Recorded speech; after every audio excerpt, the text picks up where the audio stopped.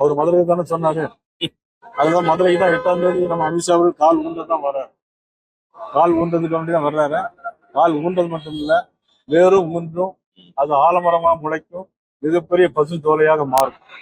முருக பக்தருடைய மாநாடு ஏற்கனவே அரசாங்கம் ஒரு முருக பக்தர் மாநாடு அதுக்கு போட்டியாக நடத்தணும். திருப்பரங்குன்ற மலையில் காலங்காலமாக நடைபெற்று வரக்கூடிய பழக்க வழக்கங்கள் அப்படியே இருக்கலாம். ஆனா நாடாளுமன்ற உறுப்பினர் நவாஸ் கனி அவர்களும் சட்டமன்ற உறுப்பினர் அப்துல் சமத் அவர்களும் அங்கு போய் அவர்கள் போனதன் அடிப்படையில் எல்லோரும் விழித்துக் கொள்ள வேண்டிய ஒரு சூழ்நிலை ஏற்பட்டது. அது சிக்கந்தர் மலையாங்கிற பேரெல்லாம் வேற வச்சுட்டாங்க.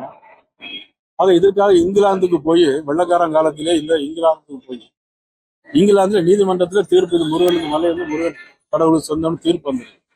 அதன் பிறகு ஒரு பிரச்சனை எழுப்பும்போது இதுக்கு முந்தியெல்லாம் யாரும் பேசினா கேட்டுட்டு பேசாம இருப்பாங்க. இனிமேல் யாரும் அப்படி பேசுவதையோ அல்ல அவர்கள் உரிமை கொண்டாடுவதை யாரும் பார்த்துக்கிட்டு இருக்க முடியாது. அதனுடைய அடிப்படையில் இன்றைக்கு முருக பக்தர்கள் எல்லாரும் ஒன்று கூறக்கூடிய ஒரு இடமாக முந்தியெல்லாம் தெரியும். திருப்பரங்குன்றத்தில் நீ சிரித்தால் முருகா, திருத்தணி மலை மீது எதிரொலிக்குன்னு சொல்லுவாங்க. இப்ப திருப்பரங்குன்றத்தில் நாங்கள் எல்லோரும் ஒன்று கூடினால் செயின்ட் ஜார்ஜ் கோட்டையில் அது எதிரொலிக்கும்.